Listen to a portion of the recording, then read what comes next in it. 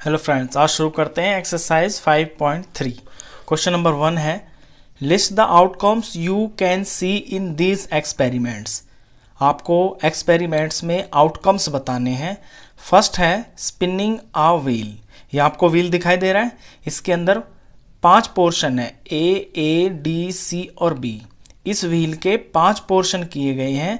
जब इस व्हील को हम घुमाएंगे तो ये जो एरो है, ये जो तीर है, किसी एक नंबर पे आके रुक जाएगा। यानी जब ये व्हील घूमना बंद हो जाएगा तो ये एरो किसी ना किसी एक डिजिट के ऊपर आके रुक जाएगा। तो वो क्या क्या हो सकते हैं, देखिए यहाँ पे लिखा हुआ है ए, बी, सी और डी। ये ए 2 बार लिखा हुआ है ना, तो ये ए ही है। तो जब भी हम इसको घुमाएंगे और ये रुकेगा, तो रुकेगा किसके ऊपर रुक सकता है? ए के ऊपर रुक सकता है, या बी के ऊपर रुक सकता है, या सी के ऊपर रुक सकता है, या डी के ऊपर रुक सकता है, या इस वाले ए के ऊपर रुक सकता है। तो इन दोनों ए में से किसी के ऊपर भी ये रुकेगा तो वो तो ए ही माना जाएगा। तो इसके जो आउटकम्स होंगे वो होंगे आपके ए, या तो ए के ऊपर तीर रुक जाएगा, या फिर बी के ऊपर रुक जाएगा, या फिर सी के ऊपर रुक जाएगा, या फिर डी के ऊपर रुक जाएगा। तो इन्हें हम आउटकम्स बोलते हैं, यानी कि रिजल्ट क्या आएगा। ठीक है, बी पार्ट में है टॉसिंग 2 कॉइन्स टुगेदर। 2 सिक्कों को एक साथ अगर हम उछालेंगे तो क्या क्या आ सकता है। अब देखिए, सिक्का तो आपने देखा होगा, सिक्के में क्या होता है, सिक्के में यहाँ पे जैसे यहाँ 1 लिखा होता है, और दूसरी तरफ सिक्के के 2 ही तो पहलू होते हैं, 2 ही साइड होती है। दूसरी तरफ यहाँ पे ये एम्बलम बना होता है हमारे इंडिया का। तो इसे तो बोलते हैं हम हेड, और इसे बोलते हैं हम टेल। तो हेड और टेल होते हैं सिक्के के अंदर। अगर 2 सिक्कों को हम उछालते हैं, फॉर एग्जांपल मैं 2 सिक्के हैं अलग अलग बना देता हूं, ये कॉइन 1 है और ये कॉइन 2 है।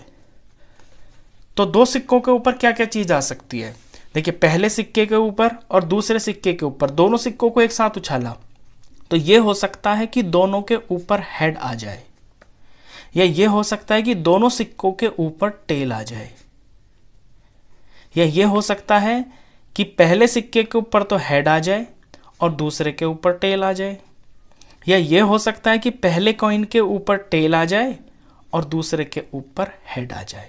अब इनसे अलग कुछ आ सकता है? इनसे अलग कुछ भी नहीं आ सकता। तो जब 2 सिक्कों को एक साथ हम उछालते हैं तो ये जो 4 आउटकम्स हैं ये आते हैं, head head, tail tail, head tail, या फिर टेल हेड। चलिए क्वेश्चन नंबर 2 देखते हैं। When a die is thrown, list the outcomes of an event of getting।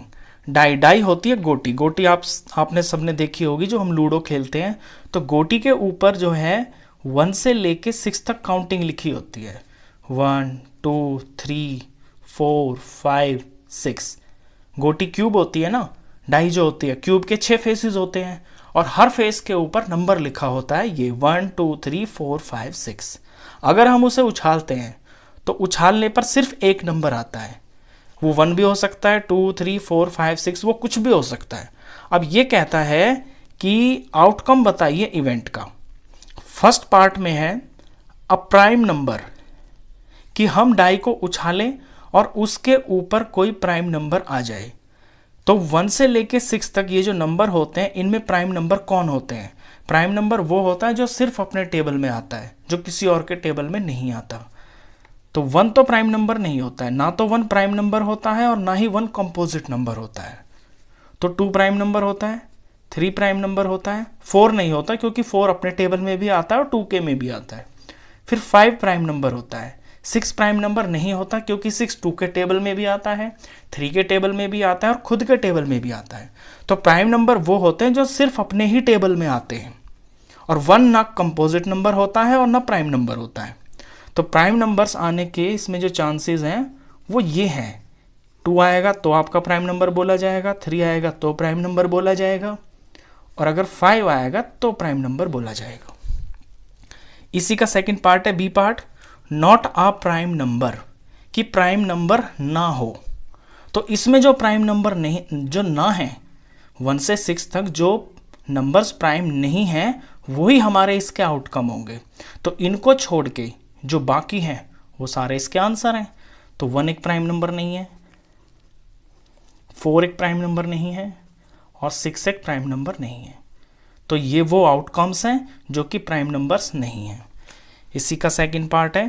Second part का ए पार्ट पढ़ते हैं। अ नंबर ग्रेटर देन 5, कि हम डाई उछालें और कोई ऐसा नंबर आ जाए जो कि 5 से बड़ा हो।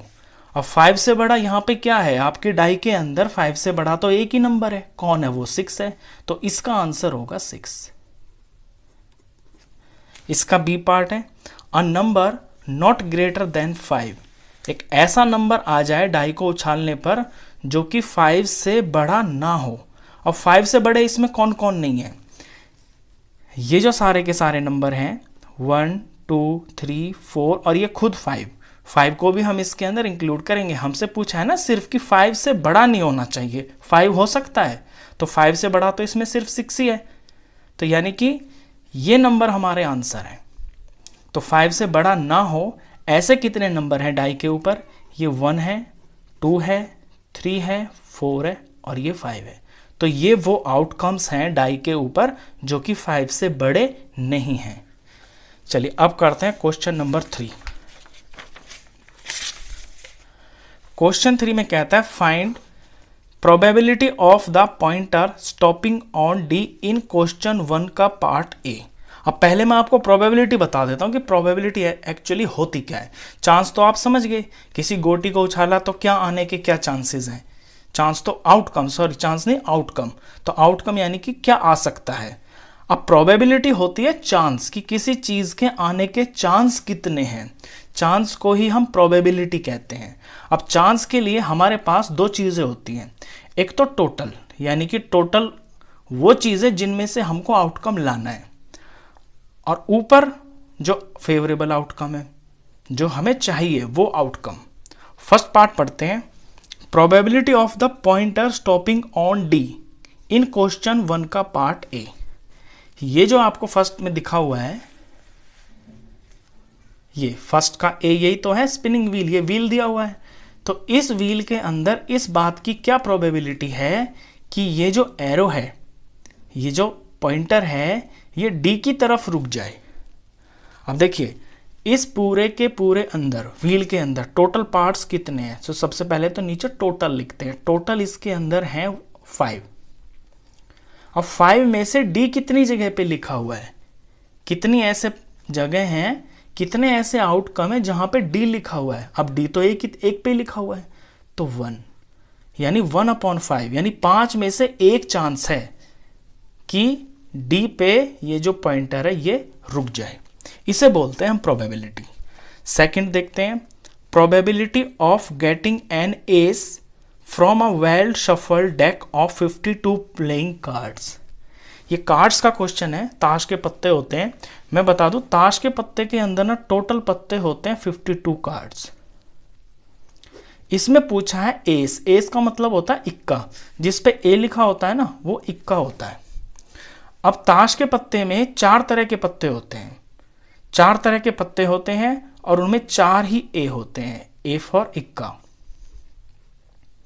ये 4 तरह के कौन कौन पत्ते होते हैं, एक तो ऐसे रेड कलर का हार्ट बना होता है, एक रेड कलर का ऐसे डायमंड बना होता है, और ब्लैक कलर का एक इस तरह से स्पेड बना होता है, इसे हम स्पेड बोलते हैं।